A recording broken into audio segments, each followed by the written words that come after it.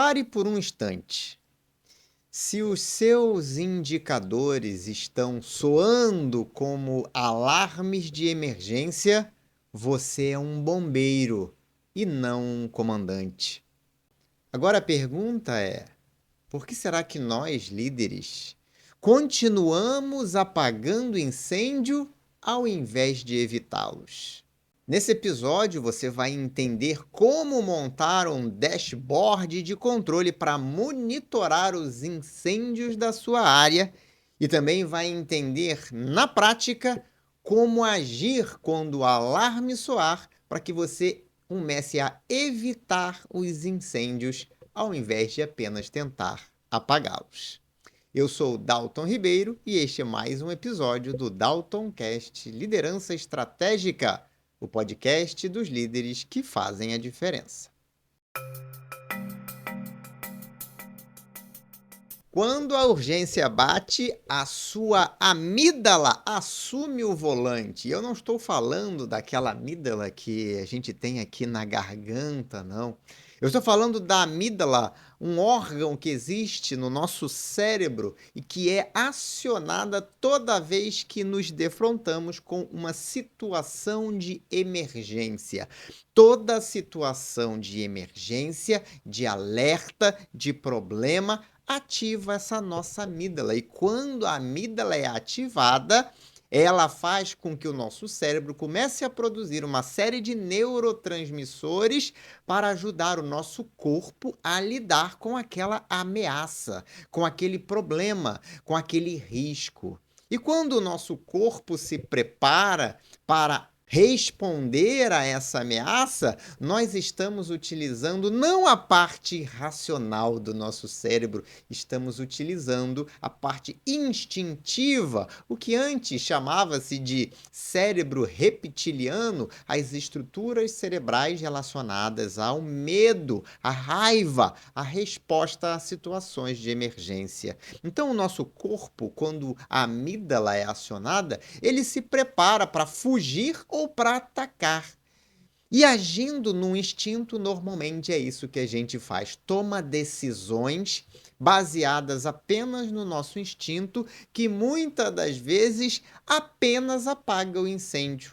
E pode ser que essas decisões, muitas das vezes, sem uma reflexão mais profunda, nem sejam capazes de apagar o incêndio. Eu estava conversando algum tempo atrás com o diretor de uma companhia que estava me contando como uma gerente de sua área, tomando decisões por impulso, de maneira sequencial, acabou agravando o incêndio. Ela não tomou as medidas necessárias para evitar que o incêndio acontecesse, e quando o incêndio aconteceu, ele causou muito mais danos exatamente por causa da demora na resposta e da não interpretação correta do que estava acontecendo. E quando você não entende muito bem o que está acontecendo, normalmente você toma contramedidas erradas. Esse incêndio que a gente está falando aqui podem representar várias coisas. No caso dessa diretoria em específico, o incêndio era um problema de integração entre sistemas, entre o sistema contábil e o sistema financeiro. E se você é líder da área financeira, você já sabe o tamanho da encrenca que é quando os sistemas contábil, fiscal e financeiro entram em desalinho. Os problemas podem ser grandes e graves, dependendo do tamanho da operação. A gente pode estar falando de centenas de milhares de reais. Então, é um incêndio, é um grande incêndio, eu diria que é um incêndio de grandes proporções. E por que agir no modo bombeiro é tão prejudicial? Porque quando estamos nesse módulo, sendo acionados pela nossa amígdala, a neurociência já mostra que dentro de situações de estresse agudo, o nosso córtex pré-frontal é anulado. E o nosso córtex pré-frontal é a parte do nosso cérebro responsável pelo planejamento, pela racionalização, pela projeção de resultados, ou seja, Perdemos a nossa capacidade de ter uma visão de médio, de longo prazo. Perdemos a capacidade de raciocinar e agimos inteiramente por impulso. E não adianta você dizer que, comigo não é assim. Eu mesmo sob estresse, eu só tomo decisões racionais. Essa é a sua parte emocional querendo te fazer sentir-se bem com a situação, porque isso é biologia, isso é neurociência, o cérebro funciona sempre da mesma maneira. É que você pode estar cego para isso, não quer admitir que está tomando decisões impulsivas. Inclusive, eu lancei há um tempo atrás um autodiagnóstico de tomada de decisões emocional, exatamente para os líderes entenderem e perceberem quando estão tomando decisões motivadas pelas emoções e com que frequência isso acontece. A partir desse diagnóstico, você consegue traçar estratégias para mudar esse modo de tomada de decisão. E nesse episódio nós vamos discutir um pouco algumas das estratégias e principalmente como você montar um painel de avaliação de incêndios para você estar monitorando o tempo todo se existem pequenos focos de incêndio dentro da sua área, dentro da sua gerência, dentro da sua diretoria, até mesmo dentro da sua empresa, se você for o dono ou CEO da empresa. Mas antes da gente falar desse painel, vou falar então por que acontece das pessoas se enganarem, acharem que estão tomando decisões, que estão no comando, quando na verdade só estão apagando incêndios. Primeiro, é óbvio que quando você está sob estresse, você está ali tomando decisões de forma impulsiva. Às vezes dá certo, funciona. Quando você resolve o problema, vem aquela sensação de alívio, aquela sensação de prazer. E muitas das vezes, quando o incêndio não é tão grande assim, quando a gente está falando de pequenos incêndios, pequenos problemas que acontecem no dia a dia, probleminhas que a sua equipe leva para você resolver e você resolve. Quando você resolve aquele probleminha ou aquele grande problema, você experimenta uma sensação de prazer. Sim, depois de um pico de cortisol, que é uma reação automática ao estresse, o cérebro libera dopamina quando você resolve o problema, quando aquela ameaça deixa de existir. Essa dopamina ativa essa sensação de prazer. Então, tem líderes que acabam ficando viciados nessa dopamina. Então, eles ficam ali resolvendo o problema, atendendo problemas operacionais, tirando dúvida de todo mundo e tem uma sensação de prazer, de utilidade. Inclusive, isso é tão comum que uma pesquisa que foi feita dentro já do contexto atual de liderança, mostrando que 60% dos líderes ainda estão viciados em tomar decisões reativas, em apagar incêndios. 60% são dados de uma pesquisa. É claro que a gente está falando que 60% já estão acostumados, já nem percebem mais. Mas todos nós, líderes, estamos sujeitos a estar nesse estado emocional e tomar decisões reativas ao invés de decisões proativas. Isso mostra que quando você não está percebendo o seu modo pânico, o seu modo bombeiro, você não está agindo da melhor maneira possível, provocando os melhores resultados. Isso tem desdobramentos, inclusive, na sua equipe. Por quê? Porque quando um líder está no modo bombeiro, a equipe toda entra no modo bombeiro. A gente já falou aqui no Dalton Cast do poder de influência que os líderes têm quando a gente está falando de humor, de sentimentos, de estados emocionais. Pela sua própria posição e por uma característica do nosso cérebro límbico, aquela parte do nosso cérebro que processa as emoções, existe uma interconexão emocional entre as pessoas que estão no mesmo local, fazem parte do mesmo grupo. E, obviamente, o líder tem um poder de influência bastante significativo em todo este processo. Quando um líder está estressado, ele estressa a equipe. Quando um líder está frustrado, ele desanima a equipe. Quando um líder está empolgado, ele empolga a equipe. Essa transmissão do estado emocional sempre acontece. Agora imagina, se o líder é um apagador de incêndio, ele não tem uma equipe, ele tem uma brigada de incêndio. Então fica todo mundo no modo desespero, no modo reativo. Agora imagine uma equipe toda trabalhando sob um alto nível de estresse. As decisões que estão sendo tomadas são as melhores decisões? Você acredita que são as melhores decisões? Com certeza não são. Muito bem. Vamos entender agora como é que a gente pode monitorar essa situação. Porque é claro que a gente pode ter percepção. Talvez você esteja pensando assim, rapaz, eu tô nesse modo bombeiro aí. Eu passo o dia todinho apagando incêndio. Mas talvez você seja aquele líder que acredita que não está. Melhor do que acreditar ou do que achar é você medir. Eu costumo dizer que na liderança não tem esse negócio de achismo, não tem esse negócio de eu acho. Ou você sabe ou você não sabe. E só tem um jeito de saber. É medir. É colocar indicadores. Ah, Dalton, mas indicador para isso? Temos indicadores para isso.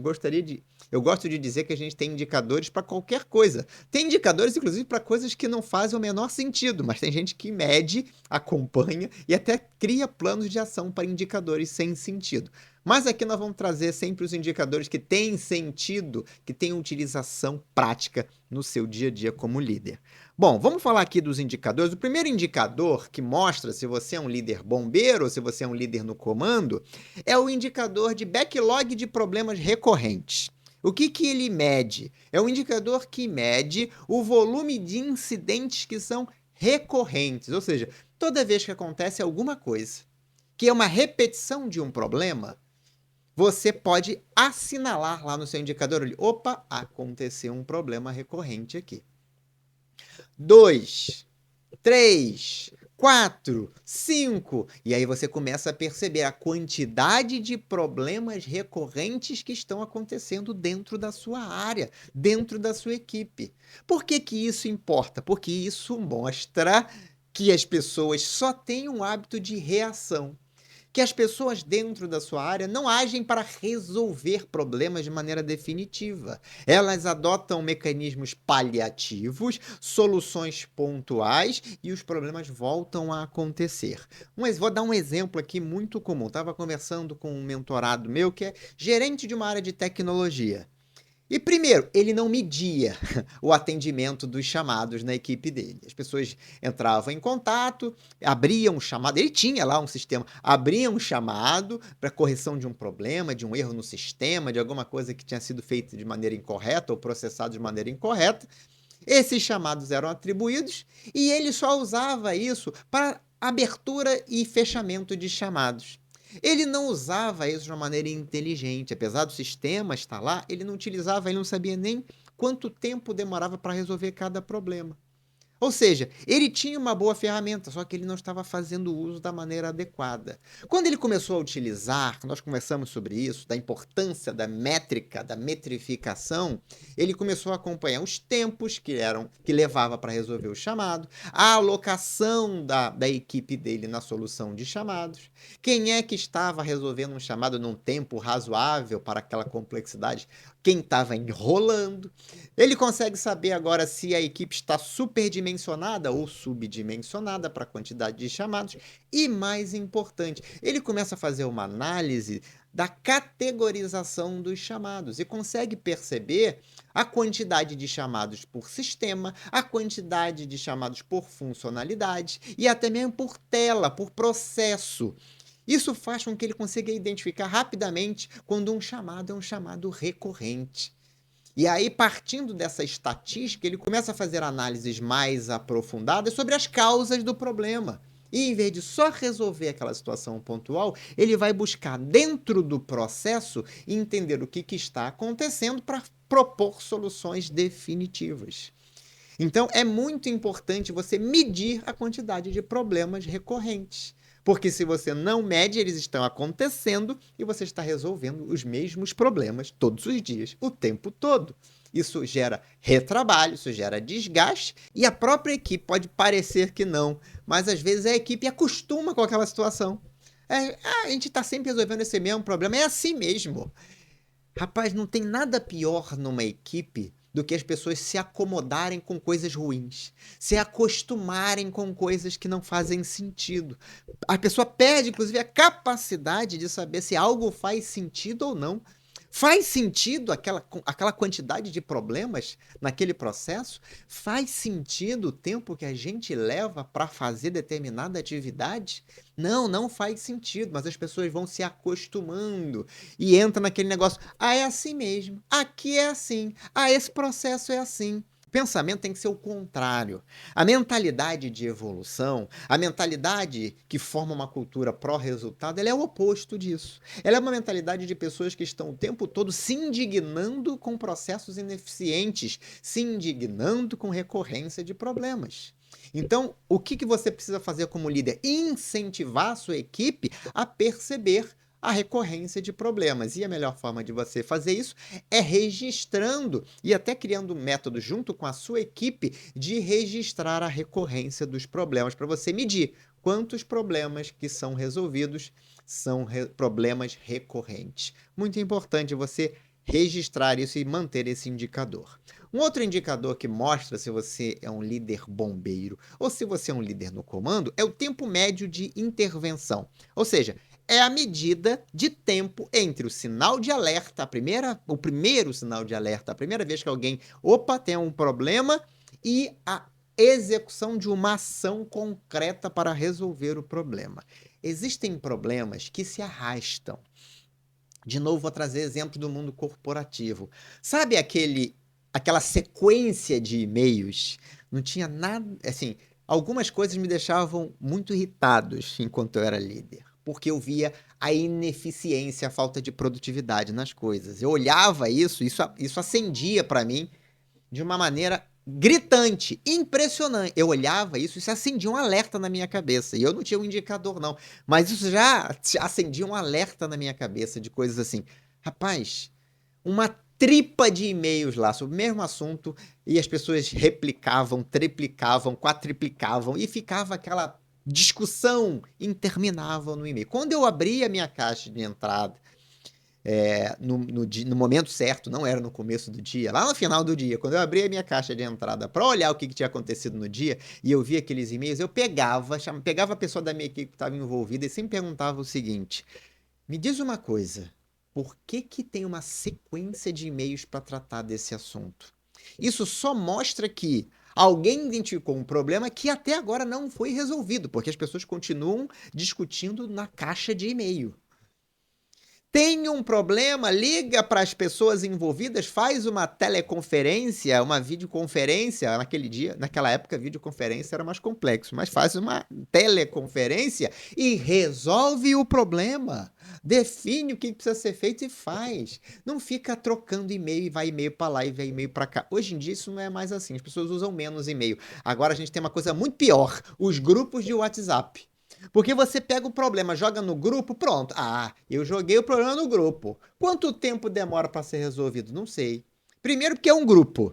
E tem aquela velha história. Cachorro com um monte de dono morre de fome, porque um acha que o outro vai resolver e o outro acha que o um vai resolver. Ninguém resolve. As pessoas têm medo de aparecer ali no meio e admitir que foram causadores do problema e que vão resolver. Então as pessoas se omitem.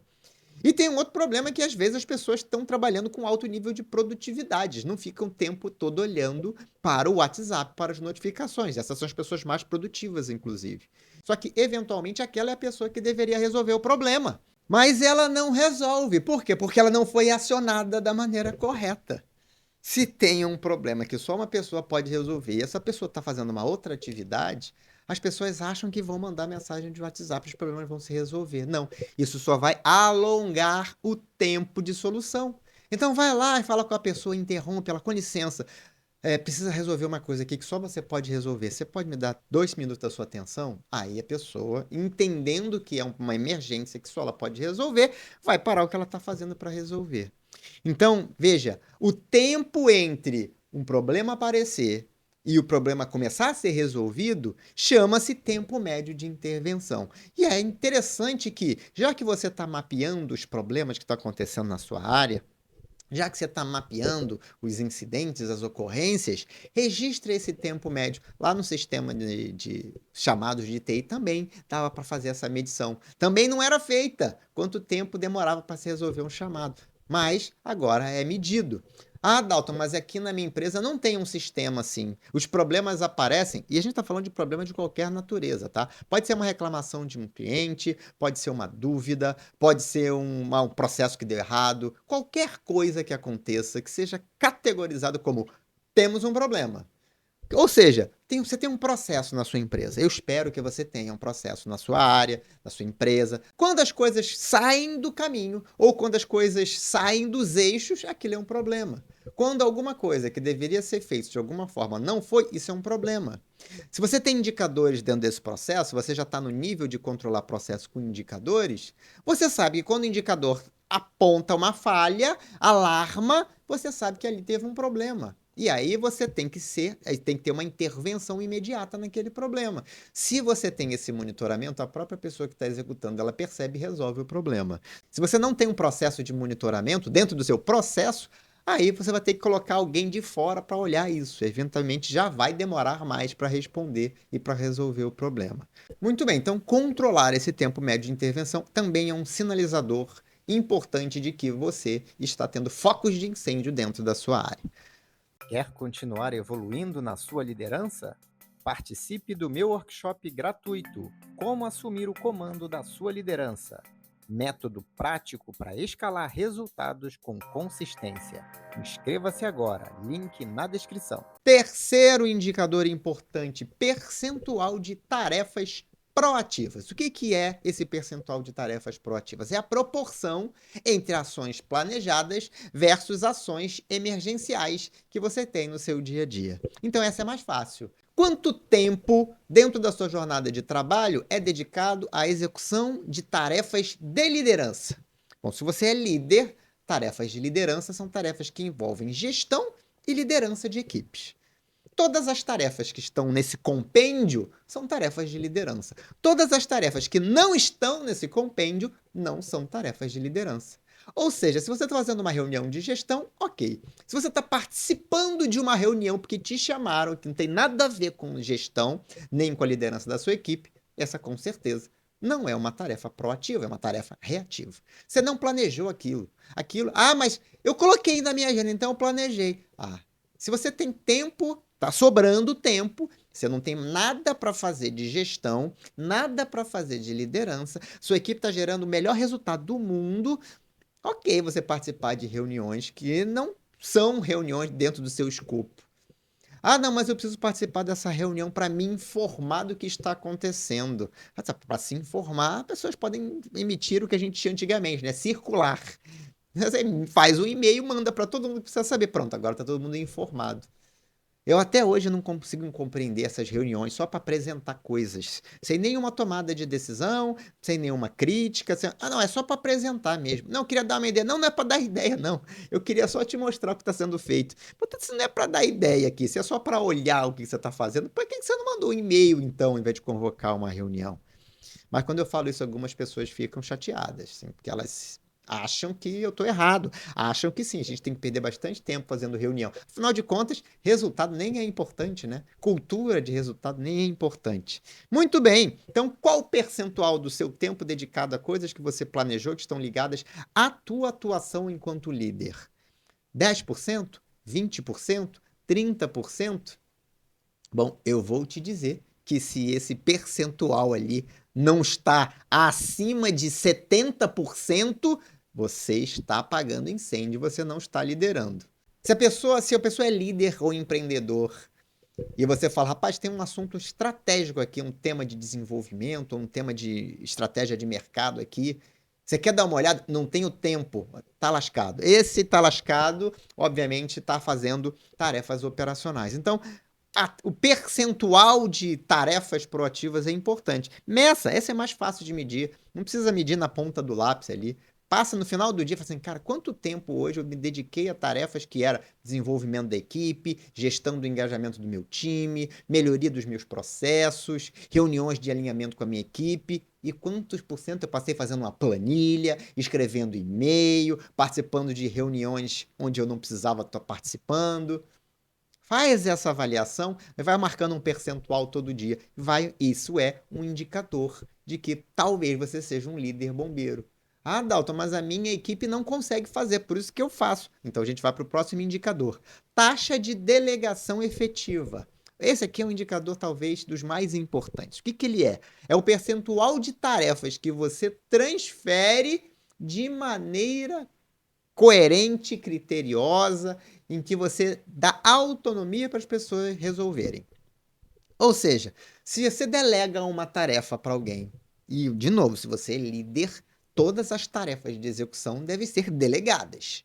Então, você é líder, delegou todas as tarefas de execução. Ok? Ok. 100%. Mas tem que ser delegação de verdade. Não é delegação de mentirinha. O que é delegação de mentirinha? Aquela delegação que você delega e a pessoa tem que ficar tirando dúvida o tempo todo. Ou você delega e a pessoa tem que pegar a tua aprovação no final. Puta, delegou ou não delegou? Ah, não, deleguei a execução, mas eu tenho que revisar. Ok, essa não é uma delegação efetiva, porque você ainda, aquele processo ainda depende de você. Você é gargalo para aquela tarefa. Se precisa da sua aprovação, você é gargalo. Ah, Dalton, mas tem coisas que vão ser sim. Papel do líder aprovar. Tem. Eu me lembro que quando eu estava trabalhando como gerente de operações, eu reservava lá 20 minutos do meu dia, no final do dia, para fazer aprovações que só eu podia aprovar no sistema de pagamento lá de fornecedores.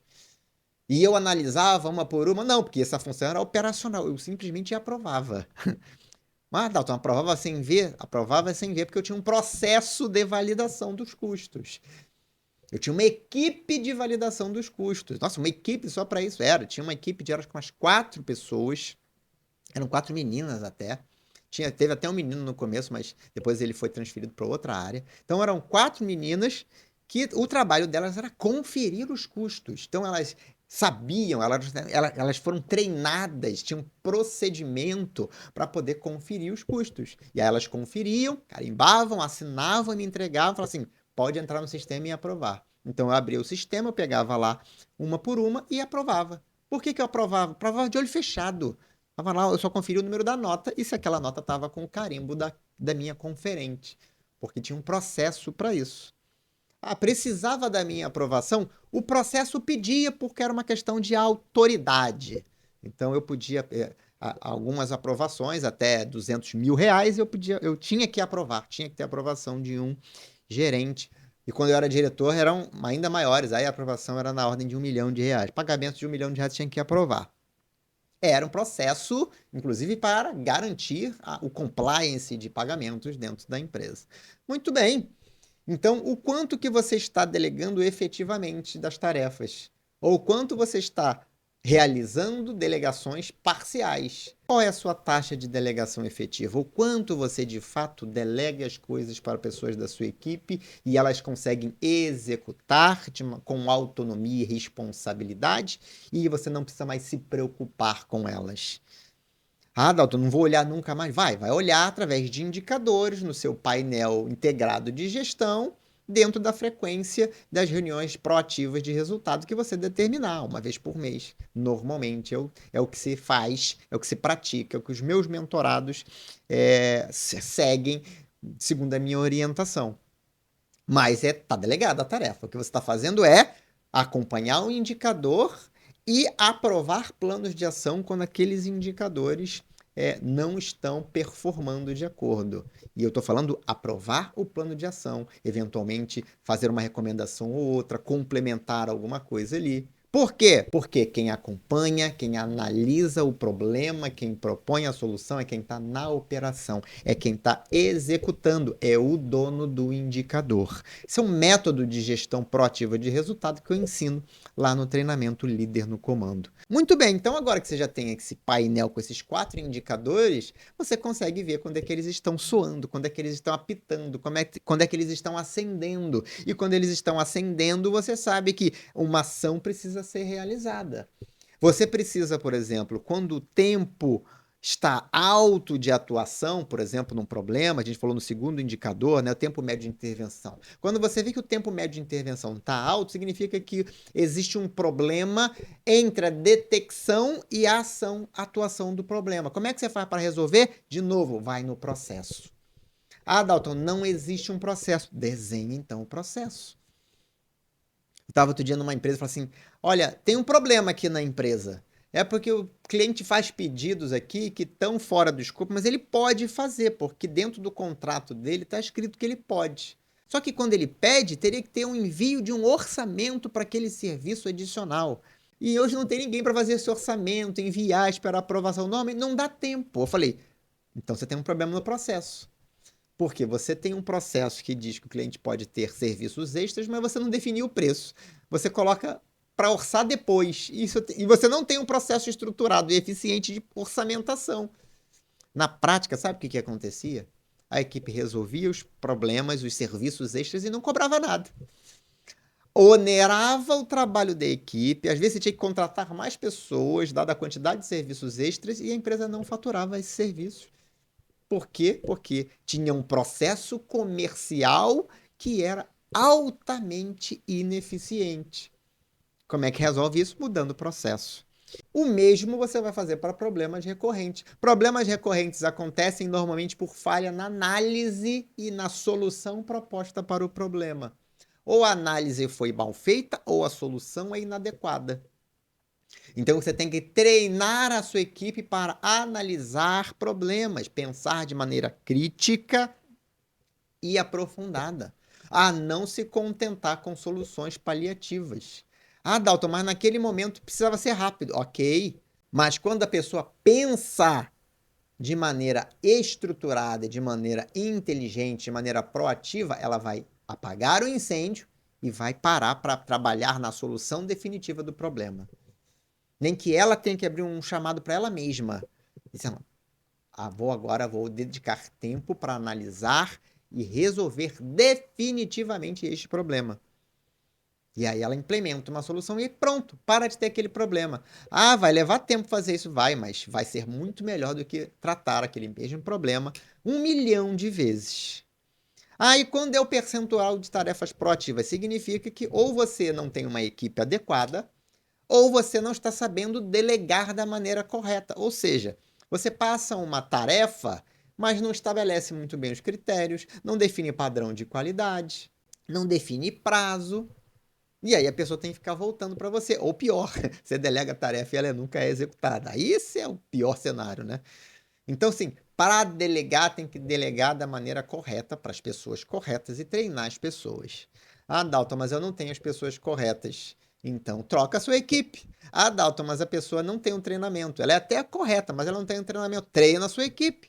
Ah, Dalton, eu não tenho tempo. Então, você vai lá, entra agora no site lídernocomando.com.br, assiste a aula que tem lá do método líder no comando e se fizer sentido para você, se inscreve no treinamento, porque aí eu vou te mostrar como você resolve esse problema de maneira definitiva, porque se você não tem tempo, significa que você é um líder bombeiro e não um líder no comando.